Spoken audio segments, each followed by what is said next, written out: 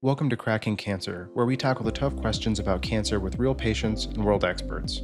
Our mission is to empower the cancer community through education, bring transparency to the oncology system, and drive funding for critical cancer research.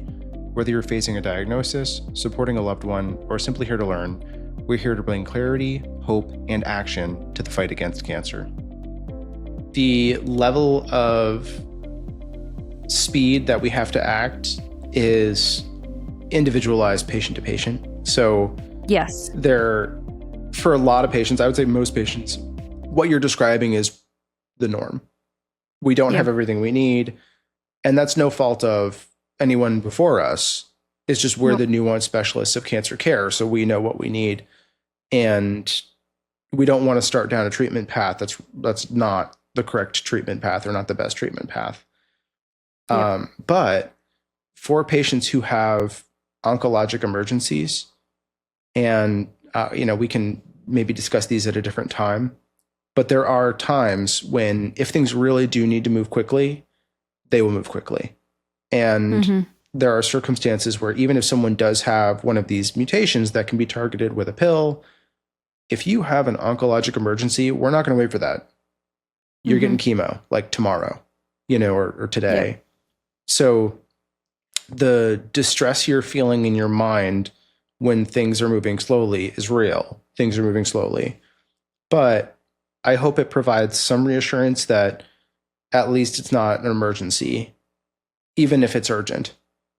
But I also think that's good feedback for oncologists too, is maybe specify that in the first meeting that yes, you're at X stage. Yes, it's imperative that we get treatment done soon, but you do have some time where we can figure this out. I was never told that. I was told in my first appointment, I likely had 9 months to live. And so to me, that's an emergency. I know you don't treat that as an emergency, but to me that was. So it's like, and I didn't know any better at the time, but it's like, okay, I'm being told I have 9 months to live, but we can wait 2 months for me to get treatment. Like that doesn't make sense. So I think being more clear to patients, like this is why it's taking so long and it's okay. I was never reassured like you're good, you're okay. Things aren't going to go wild in the next 3 weeks. Like we have time here. Because I thought every night I went to bed, my cancer was growing by 5 centimeters, I don't know. Right. I don't know any better. So, it's a terrifying thought. Well, and you raised such a good point here because for us, that cadence is moving as expected. That is the norm. So it doesn't trigger in our minds that this is even but we worth don't know mentioning. the norm, right? Because it's our first appointment, so we don't know the norm. Well, I mean, having cancer is not your norm. Like this is, this is not normal for you. And you raise a good point because I think I've certainly been guilty of that, of not articulating well the cadence that things are going to go, reassuring someone proactively that we have time. Yeah, and in all the things that we discuss, that's such an important one of expectation setting and am I going to be okay is a pretty big question, and I think it is a common sense for people that cancers grow really, really quickly, and occasionally they do. Yes, absolutely. But usually they're pretty slow growing compared to what people have in their mind.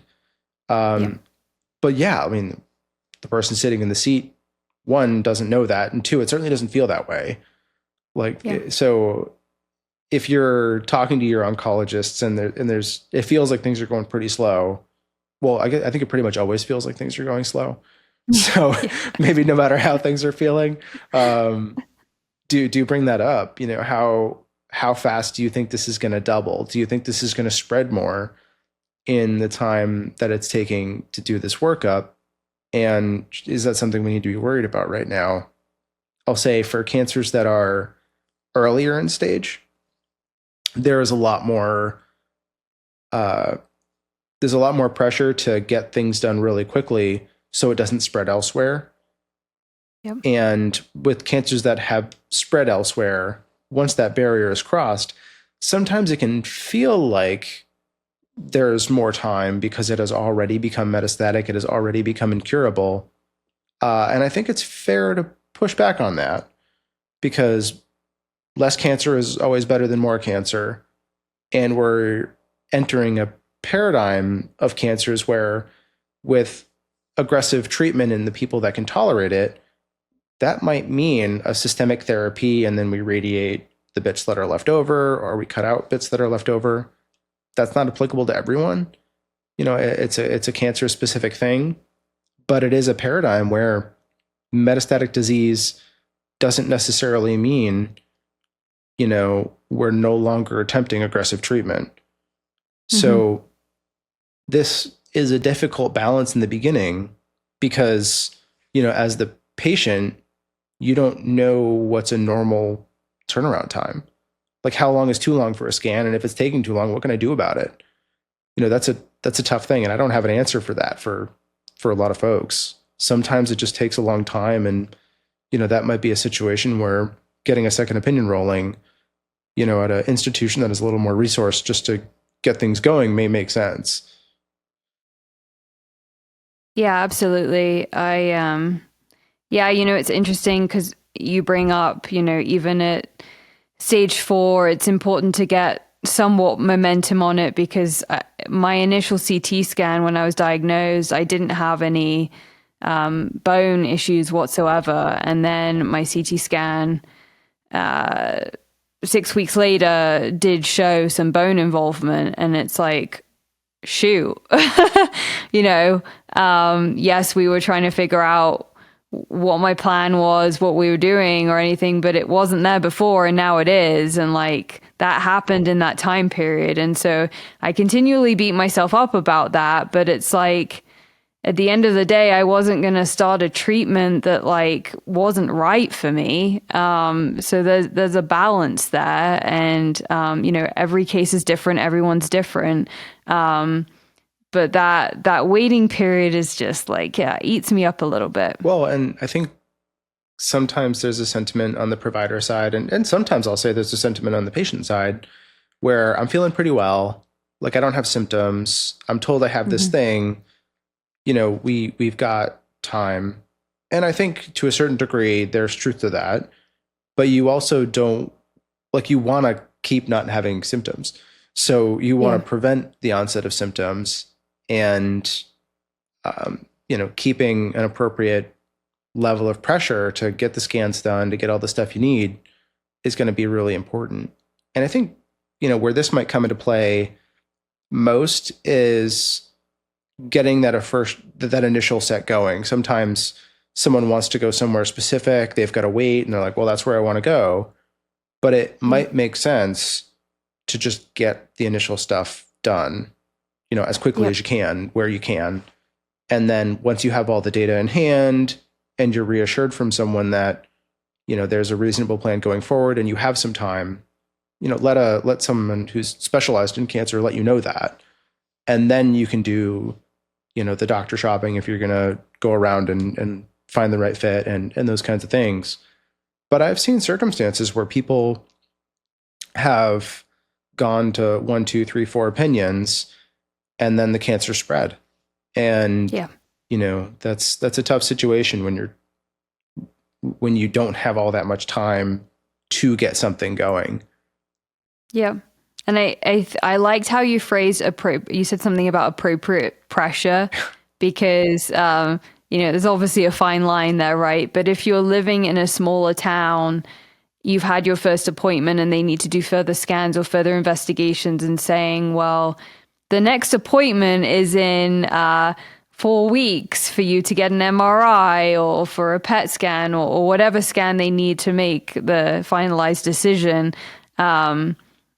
You can, within some degree, put some more pressure on that timeline, and maybe see if there are cancellations, be put on a wait list, see if you don't mind driving 2 hours to another town that might have an available opening. But advocating for yourself at any point is important. But I think especially around this first appointment, getting everything in line in order for you to get treatment, like you need to advocate as much as you can for yourself to get those appointments, get it done as quickly as you can. Yeah. And I wouldn't assume that whoever you're talking to, like whoever's putting in the orders for that, it might be your oncologist, but it might be someone who's helping in whoever is scheduling that stuff. Don't assume they know your situation. So if you're feeling a sense of pressure that you don't feel the medical system is picking up on, like let them know, hey, this is a new diagnosis of cancer. We're not on treatment yet. Like I need this stuff soon. I need to do better than 4 weeks. It's really important. And that might be the urgency that they need to triage this appropriately. Yeah, absolutely. So I think most people that you're going to interact with are not going to look into your chart about, what you have and how to appropriately triage stuff. So, and that's hard. And I think I always had that assumption that they did. And so I think it's good to know and for you to clarify that that's not necessarily the case. Yeah, I wouldn't assume it. They're doing their job of putting in the scans and making sure everything's working efficiently. But they don't have the time to look into every patient's chart at many places. That's a lot. So I think probably the biggest moral is really, really advocate for yourself. No one is going to have to manage the consequences or bear the burdens of this more than the person walking through it. And the squeaky wheel gets the grease, you let your needs be known respectfully. But if you feel that you're not getting what you need at a timeline you need, and no one's giving you the reassurance that things are actually okay, feel free to add some confrontation. And it doesn't have to be disrespectful, but you can say that I'm worried I'm not getting these in a timely fashion. And my fear is that it's going to hurt me. It's going to harm me. Like I need you to either reassure me or we need to reevaluate this plan. Yeah. And great advice. As an oncologist, that can be hard to get, but that's our job. I say this to a lot of people that I'm not here doing favors. Like this is an expectation of me. So yeah, it's important for you to advocate for yourself. Absolutely. Okay. We're getting low on time here. Any last takeaways, Samantha? No, I think we covered a really good swath of information. Okay. Yeah, I think so too. The only things I'd leave everyone with is just be really, really honest about what you're hoping to get out of the relationship with your oncologist, what you're hoping for in terms of treatments. Make sure that you're asking for clarifications. And, if anything doesn't feel right, voice that. Don't let it fester, because that can really make the rest of what should be a long and really healthy relationship. It can tarnish that. And this is the first visit of what should be a long, good relationship together, of, you being really open and honest with your oncologist and them being really caring for you and doing whatever they can to meet your needs. Okay. And I think that's a good place to end it. Thank you everyone for listening. Again, if this was helpful for you, like and subscribe, and you can always visit crackingcancer.org to figure out how to further support cancer research and the podcast initiative. Thank you for joining us on this episode of Cracking Cancer. If you found this helpful, please like, subscribe, leave us a review, and visit crackingcancer.org for more information. Every dollar we earn goes directly to furthering the podcast and supporting vital cancer research. Because together, we can crack cancer.